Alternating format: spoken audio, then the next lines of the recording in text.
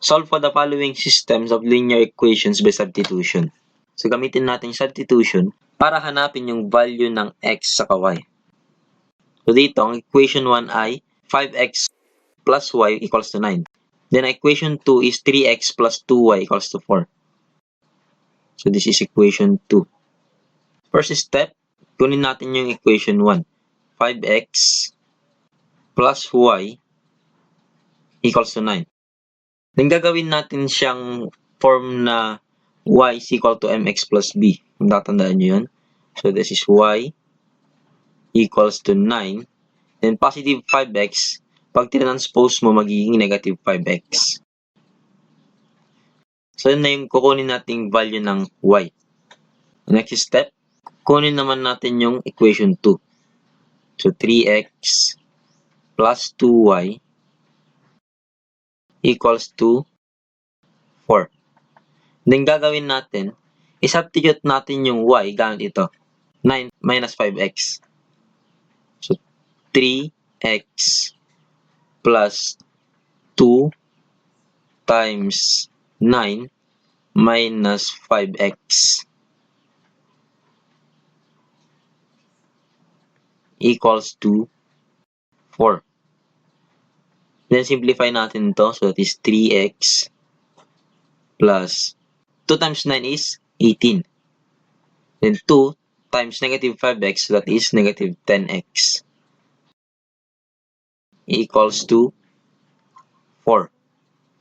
Okay, then combining like terms, so 3x tapos negative 10x, that is negative 7x equals to 4. Yung positive 18, pag transpose mo, magiging negative 18. That is negative 7x equals to 4 minus 18, that is negative 14. Okay, so divide natin both sides by negative 7. So, cancel na yan. So, ang value ng x ay 4 divided by negative 7, that is positive 2. And then next, kunin naman natin yung value ng y. Pwede natin gamitin yung equation 1, equation 2, and equation 3. Asan yung equation 3? Ito yung equation 3. Yan, equation 3. So, y is equal to 9 minus 5x. So, gamitin na lang natin yung equation 3 para mas madali. So, y is equal to 9 minus 5x. And then, substitute natin yung value ng x, which is 2. So, 9 minus 5 times 2 then equals to 9 minus 5 times 2 is 10. So, what is 9 minus 10? That is negative 1. Check natin kung tama nga ba yung nakuha nating mga values ng x at y. So, unahin na natin yung first equation. 5 times x. So, x is 2. Plus y. Y is negative 1. Equals to 9. So, 5 times 2, that is 10. Then, plus negative 1, so minus 1, equals to 9. 10 minus 1, syempre 9. And that is equal to 9. So, tama. Next, yung second equation. So, 3 times x, that is 2, plus 2y.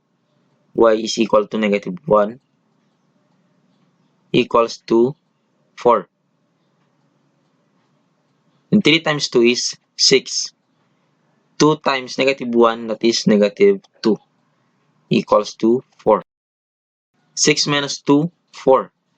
And that is equal to 4. So, tama nga tayo. So, ang solution natin ay 2 and negative 1.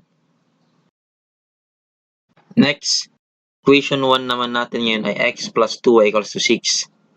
This is equation 1. Then, equation 2 is 2x plus y equals to 3. So, kunin natin yung first equation, that is x plus 2y equals to 6. Okay, napapansin nyo, ang coefficient ng x ay 1 at ang coefficient ng y is 2. So, ang kukunin natin ngayon ay ang value naman ng x. So, x is equal to 6. Then, ang ililipat naman natin ay yung y, yung may y. So, that is positive 2y maging negative 2y. So, ang value ng x ay 6 minus 2y. Ito na ngayon yung equation 3. Then, next, kunin natin yung equation 2. 2x plus y equals to 3. Then, substitute natin yung value ng x gamit yung equation 3. So, 2 times 6 minus 2y plus y equals to 3. Then 2 times 6, that is 12. 2 times negative 2y, that is negative 4y. Plus y equals to 3.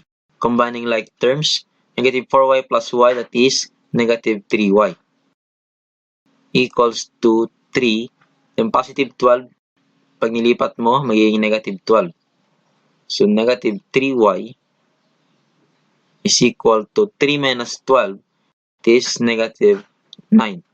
Then, divide both sides by negative 3. So, makakancel na yan. So, y, nandito y, is equal to negative 9 divided by negative 3, that is positive 3. So, nakuha na natin yung value ng y.